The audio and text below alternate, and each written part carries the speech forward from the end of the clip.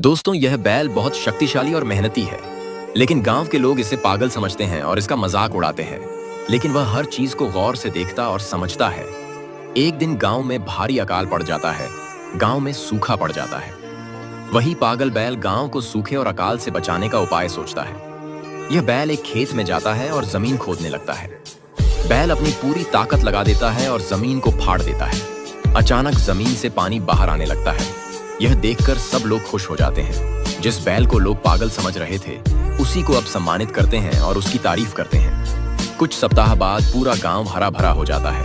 ये क्या आपने इस जीनियस बैल के लिए एक लाइक नहीं किया?